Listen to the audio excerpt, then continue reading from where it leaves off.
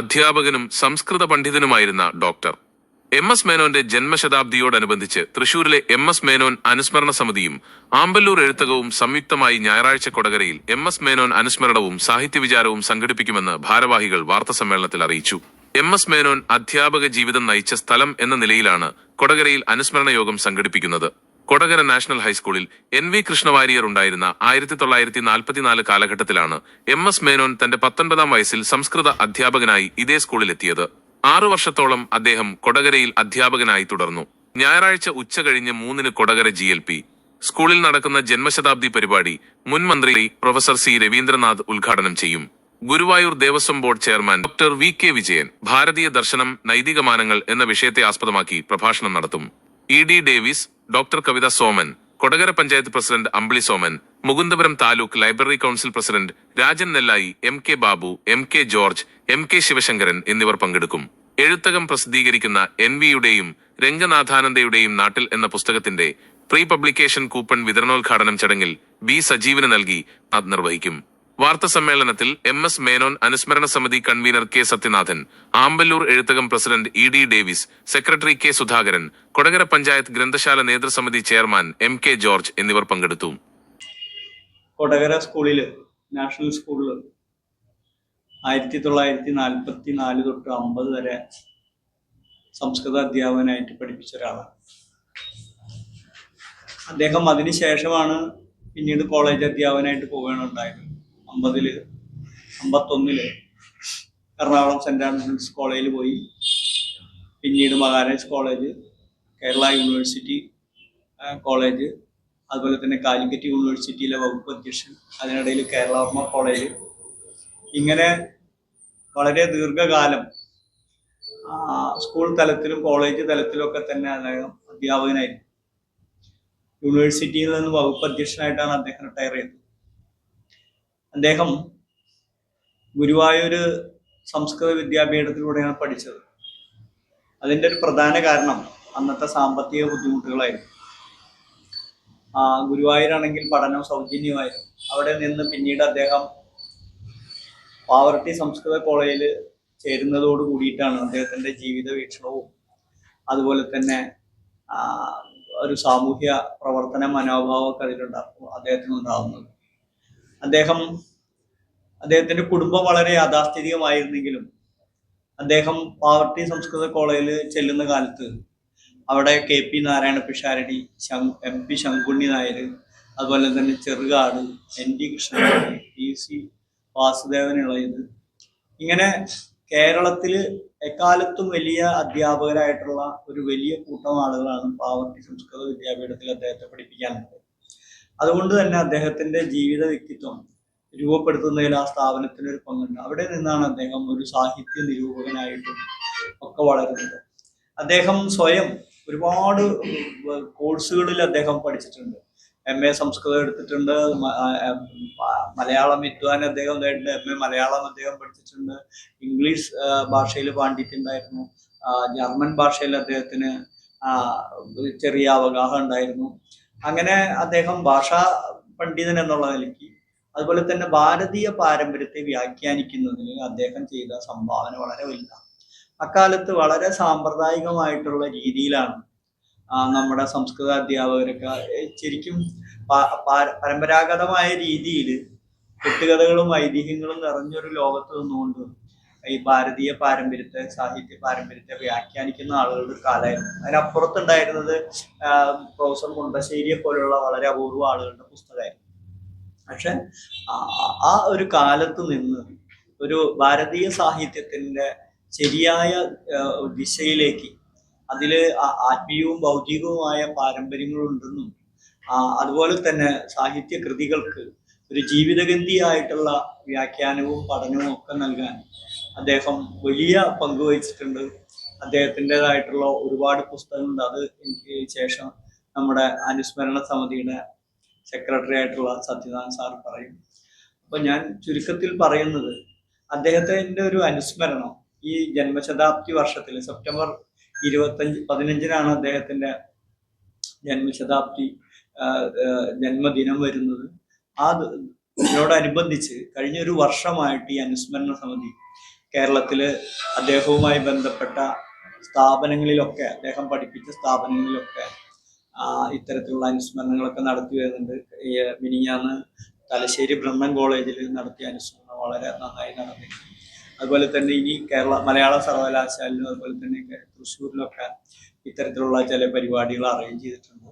അത്തരം ഒരു പരിപാടിയുടെ ഭാഗമായിട്ടാണ് അദ്ദേഹം പഠിപ്പിച്ചൊരു സ്ഥാപനം, അദ്ദേഹത്തിന്റെ അച്ഛന്റെ നാടും ജനിച്ച് കുറെ കാലം ഇവിടെയൊക്കെ പിച്ച വെച്ച ഒരാൾ എന്നുള്ള നിലയിലാണ് ഇവിടെ ഒരു പരിപാടി നടത്തുന്നത്. തീർച്ചയായിട്ടും അദ്ദേഹത്തിന്റെ ശിഷ്യരൊക്കെ പിന്നെ ഏതാണ്ട് മരിച്ചൊക്കെ കഴിഞ്ഞിട്ടുണ്ടായിരിക്കാം, അല്ലെങ്കിൽ വളരെ പ്രായമായ ആളുകളായിരിക്കും. പക്ഷെ തീർച്ചയായിട്ടും ഈ പ്രദേശത്ത് വെച്ച് അദ്ദേഹത്തെ അനുസ്മരിക്കേണ്ടതുണ്ട്. ആ ഒരു കർമ്മമാണ് എഴുത്തകം കൊടകരയിലെ സാംസ്കാരിക പ്രവർത്തകരുടെയും കൊടകരയിലെ ഗ്രന്ഥശാല നേതൃത്വ സമിതിയുടെയും അതുപോലെ തന്നെ പുരോഗമന കലാസാഹിത്യവും മറ്റ് കലാസമിതി പ്രസ്ഥാനങ്ങളിലൊക്കെ തന്നെ പിന്തുണയോട് കൂടിയിട്ട് എഴുത്തകം നടത്തുന്നത്. കൂടുതൽ കാര്യങ്ങളൊക്കെ നമ്മുടെ അനുസ്മരണ സമിതി സെക്രട്ടറി പറയും. സുഹൃത്തുക്കളെ, MS മേനോൻ അനുസ്മരണ സമിതി തൃശ്ശൂരിൽ രൂപീകൃതമായിട്ട് ഏതാണ്ട് 10 വർഷം പൂർത്തിയാവുകയാണ്. അപ്പോൾ നമ്മൾ സ്ഥിരം ചെയ്തു വന്നിരുന്നത് അദ്ദേഹത്തിൻ്റെ ചരമദിനത്തിൽ ഒരു അവാർഡ് വിവിധ മേഖലകളിൽ മികച്ച പ്രകടനം നടത്തുന്ന വ്യക്തികൾക്ക് നൽകുക എന്നൊരു പരിപാടിയാണ് നമ്മൾ ചെയ്തിരുന്നത്. അപ്പോൾ ഞാൻ ഇതിലേക്ക് വരുന്നതിന് മുമ്പ് MS മേനോൻ സ്മാരക പുരസ്കാരത്തിന് ഇതുവരെ അർഹരായവരുടെ പേരുകളൊന്ന് ഓടിച്ച് വായിച്ചാൽ ഈ നമ്മളെ സംബന്ധിച്ചിടത്തോളം MS മേനോനെ കുറിച്ച് പറയുമ്പോൾ അദ്ദേഹം വെറും ഒരു സംസ്കൃത പണ്ഡിതൻ എന്ന നിലയിലായിരുന്നു. കേരളത്തിലെ ആ കാലഘട്ടത്തിലെ സാമൂഹ്യ സാംസ്കാരിക രംഗങ്ങളിൽ പുരോഗമനപരമായി സജീവമായി ഇടപെട്ടിരുന്ന ഒരു അധ്യാപകനായിരുന്നു. അതിൻ്റെ ഒരു സാഹചര്യമൊക്കെ വിശദീകരിച്ചു. 2 സ്ഥലങ്ങളാണ് MS മേനോന്റെ വ്യക്തിത്വത്തെ രൂപപ്പെടുത്തുന്നതിൽ പ്രധാന പങ്ക് വഹിച്ചിട്ടുള്ളത്. അതൊന്ന് കുര്യാക്കോസ് മാസ്റ്റർ സ്ഥാപിച്ച പാവറട്ടിയിലെ വിദ്യാപീഠത്തിൽ അദ്ദേഹം പഠിച്ചതിൻ്റെ അന്നത്തെ അധ്യാപകരാണ് സംസ്കൃത സാഹിത്യത്തിൽ അദ്ദേഹത്തിന് ഒരു വ്യക്തമായ അവഗാഹമുള്ള നിലയിൽ എത്തിച്ചത്. അതിനുശേഷം അവിടെ ഉണ്ടായിരുന്ന ചെറുകാട് അവിടെ അധ്യാപകനായിരുന്നു. കോവിലൻ ഇദ്ദേഹത്തിൻ്റെ സതീർത്ഥ്യനാണ്. ആ സാഹചര്യത്തിൽ ചെറുകാടുമായിട്ടുള്ള ബന്ധമാണ് ഇടതുപക്ഷ പുരോഗമന ചിന്താഗതി അദ്ദേഹത്തിൽ വളർത്തിയത്. പിന്നീട് അദ്ദേഹത്തെ വളർത്തിയതിൻ്റെ പിന്നിലുള്ള ഒരു പ്രധാനപ്പെട്ട സ്ഥലമാണ് കൊടകര നാഷണൽ ബോയ്സ് സ്കൂൾ. അവിടെ നിന്ന് NV അധ്യാപകനായിട്ടുണ്ടായിരുന്നു. സംസ്കൃതം അധ്യാപകനായി MS മേനോൻ 6 വർഷക്കാലം കൊടകര സ്കൂളിൽ ജോലി ചെയ്തിരുന്നു. അക്കാലത്താണ് NVയുമായിട്ടുള്ള ഒരു, ശരിക്കും പറഞ്ഞാൽ ഗുരുശിഷ്യ ബന്ധം എന്ന് തന്നെ പറയാം. 19 വയസ്സിലാണ് സംസ്കൃതം അധ്യാപകനായി അദ്ദേഹം കൊടകരയിലെ നാഷണൽ ബോയ്സ് സ്കൂളിൽ എത്തുന്നത്. അദ്ദേഹം അന്ന് മുതൽ NVയുടെ പ്രേരണ കൊണ്ടാണ് ഒരുപാട് വിഷയങ്ങൾ പഠിക്കുകയും ഹിന്ദി വിശാരദ് അങ്ങനെ ഒരുപാട് ഇവിടെ ഉണ്ടായിരുന്ന 6 കൊല്ലത്തിൽ 5 ഡിഗ്രികൾ അദ്ദേഹം കരസ്ഥമാക്കിയിട്ടുണ്ട്. അതിലവസാനമായി അദ്ദേഹം എഴുതി പാസ്സായതാണ് BOL, bachelor of oriental literature. ആ ബാച്ച് അതോടുകൂടി തീർന്നു. അത് കഴിഞ്ഞാണ് അദ്ദേഹം സെന്റ് ആൽബർട്ട്സിലേക്ക് അധ്യാപകനായി പോകുന്നത് ഏതാണ്ട് NBയുടെ കൂടെ തന്നെ പോകുന്ന ഒരു ഇത് നമുക്ക് കാണാം. അത് കഴിഞ്ഞ് NB സെന്റ് ആൽബർട്ട്സ് നിന്ന് കേരളവർമ്മയിലേക്ക് പോയി. കേരളവർമ്മയിൽ നിന്ന് അദ്ദേഹം മാതൃഭൂമിയിലേക്ക് പോകുന്നു. അദ്ദേഹം മാതൃഭൂമിയിലേക്ക് പോയപ്പോഴാണ് MS മേനോൻ കേരളവർമ്മ കോളേജിൽ അധ്യാപകനായിരുന്നത്.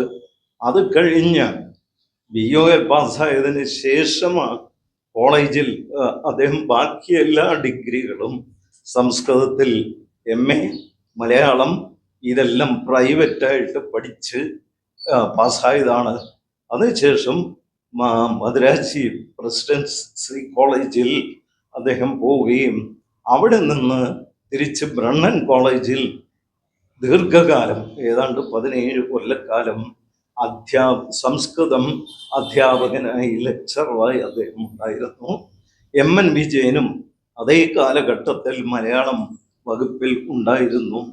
ഇവരെല്ലാം കോഴിക്കോട് ഒരുപക്ഷെ NV കൃഷ്ണമാരുടെ കാലത്ത് ഉണ്ടാക്കിയ കേരള സാഹിത്യ സമിതി, MR ചന്ദ്രശേഖരൻ സെക്രട്ടറി ആയിരുന്ന ആ സമിതിയുടെ ഒരു വിഭാഗം, ഒരുപക്ഷെ ഒരു ബ്രാഞ്ച് എന്ന് ഇന്നത്തെ നിലയിൽ നമ്മൾ പറയാം, തലശ്ശേരിയിൽ തുടങ്ങുകയും തലശ്ശേരി സാഹിത്യ സമിതി വർഷാവർഷം നടത്തിയിരുന്ന സാഹിത്യ ക്യാമ്പുകളിലാണ് ഒരുപക്ഷെ ഇന്നത്തെ പ്രായമായ പല എഴുത്തുകാരും അതിൽ സംബന്ധിച്ചിട്ടുണ്ട്. അതിൻ്റെ MS മേനോന്റെ ഒരുപാട് കാര്യങ്ങളൊന്നും ഞാൻ പറയുന്നില്ല. പക്ഷേ കൊടകരമായിട്ടുള്ള പ്രാധാന്യം അദ്ദേഹത്തിൻ്റെ ഈ പഠിക്കാനുള്ള ഒരു ആഭിമുഖ്യം, അത് മാത്രമല്ല, ഒന്നുകൂടി പറയേണ്ടത് MS മേനോൻ പഴയതിനെ മുഴുവൻ നിരാകരിക്കുകയും അതുപോലെ തന്നെ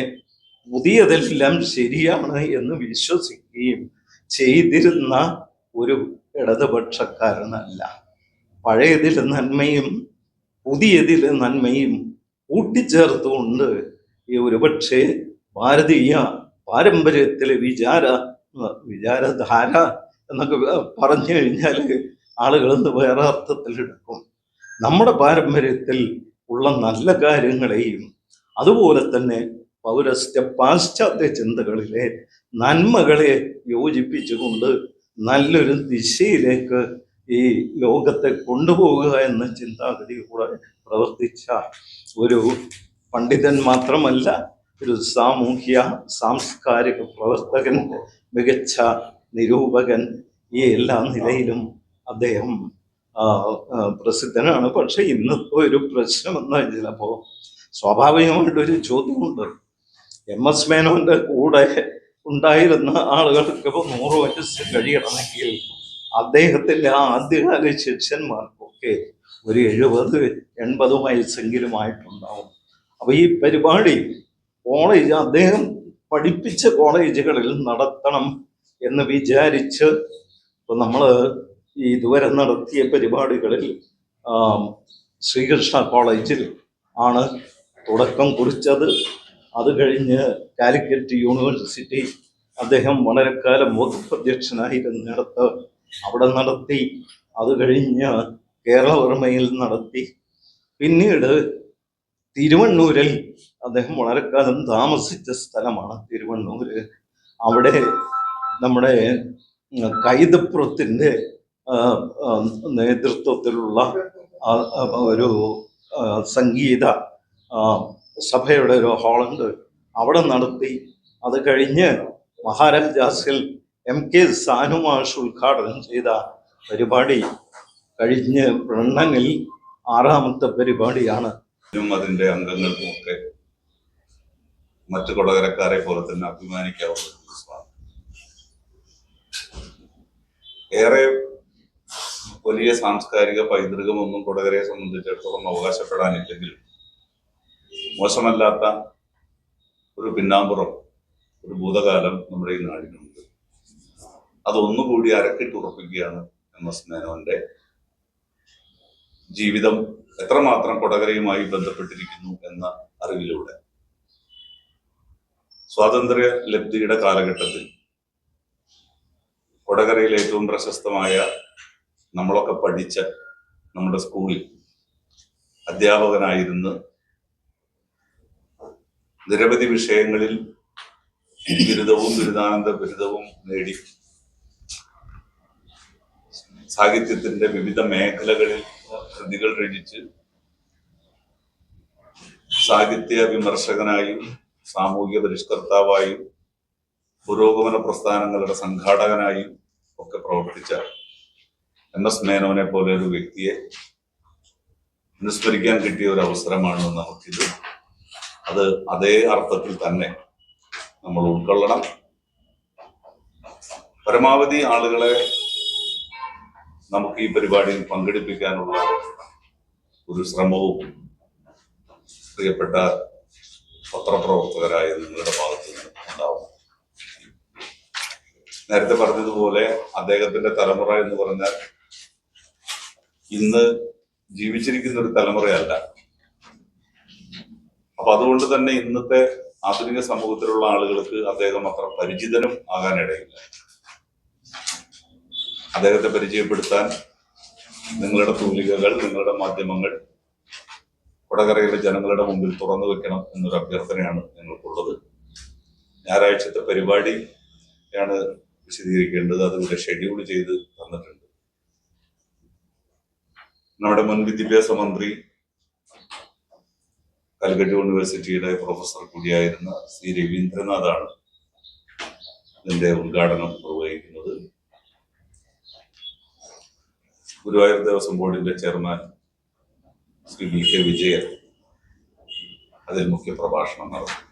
ഡോക്ടർ MS മേനോനെ കുറിച്ച് കൂടുതലായിട്ട് ഒന്നും വിശദീകരിക്കേണ്ട കാര്യമില്ല. സവിസ്തരം എല്ലാവരും അതിനെക്കുറിച്ച് എല്ലാം പറഞ്ഞു. അപ്പോൾ നമ്മുടെ ഈ പ്രോഗ്രാമിൽ പ്രധാനപ്പെട്ട ഒരു വിഷയം എഴുത്തകം പ്രസിദ്ധീകരിക്കുന്ന ഒരു പുസ്തകത്തിന്റെ പ്രീ പബ്ലിക്കേഷൻ കൂപ്പൺ വിതരണമാണ്. അത് രവീന്ദ്രൻ മാഷിൽ നിന്നും സജീവ് മാഷ് ഏറ്റുവാങ്ങുകയാണ്. പുതുക്കാട് നിയോജക മണ്ഡലത്തിനകത്തുള്ള NV കൃഷ്ണവാര്യർ, രംഗനാഥാനന്ദ സ്വാമി, അതുപോലെ ആനി തയ്യൽ, സ്മിത മേനോൻ, കേശവൻ വെള്ളിക്കുളങ്ങര, പിണ്ടാണി NV പിള്ള തുടങ്ങി PS നമ്പൂതിരി തുടങ്ങി മരണപ്പെട്ടു പോയിട്ടുള്ളവർ, ജീവിച്ചിരിക്കുന്ന പ്രൊഫസർ C. രവീന്ദ്രനാഥ്, PC ഉണ്ണിച്ചക്കൻ തുടങ്ങി നിരവധി ആളുകളെ കുറിച്ച് സവിസ്തരം പ്രതിപാദിക്കുന്ന ഒരു പുസ്തകം എഴുത്തകം പ്രസിദ്ധീകരിക്കുകയാണ്. അത് സെപ്റ്റംബർ 14-ാം തീയതിയാണ് പുസ്തകം പ്രസിദ്ധീകരിക്കുന്നത്. അതിന്റെ പ്രീ പബ്ലിക്കേഷൻ കൂപ്പണിന്റെ വിതരണമാണ് അന്ന് അവിടെ നടക്കുന്നത്. അത് പ്രൊഫസർ C. രവീന്ദ്രനാഥ് വിതരണ ഉദ്ഘാടനം നിർവഹിക്കും. അത് ഏറ്റുവാങ്ങുന്നത് നേരത്തെ സൂചിപ്പിച്ച പോലെ ശ്രീകൃഷ്ണ ഹയർ സെക്കൻഡറി സ്കൂളിലെ മുൻ പ്രിൻസിപ്പൽ B. സജീവ് മാഷാണ്. ഇതാണ് ഈ വിഷയത്തിൽ കൂട്ടിച്ചേർക്കാനായിട്ടുള്ള ഒരു വിഷയം. മറ്റൊന്ന്, ഈ MS മേനോനും കൊടകരയും തമ്മിൽ അദ്ദേഹത്തിന്റെ അച്ഛൻ കിട്ടുണ്ണി നായർ കൊടകര, മനയത്ത് കിട്ടുണ്ണി നായരാണ് അദ്ദേഹത്തിന്റെ അച്ഛൻ. അതുകൊണ്ട് തന്നെ നമുക്ക് ഏറ്റവും ഒരു കൊടകരയിൽ വെച്ച് ഈ പരിപാടി സംഘടിപ്പിക്കുമ്പോൾ നമുക്ക് അഭിമാനിക്കാവുന്ന വലിയൊരു സംഭവം കൂടിയാണ്. വീഡിയോ കണ്ടതിന് നന്ദി. കൂടുതൽ നാട്ടുവിശേഷങ്ങൾക്കായി ഈ ചാനൽ സബ്സ്ക്രൈബ് ചെയ്യുക.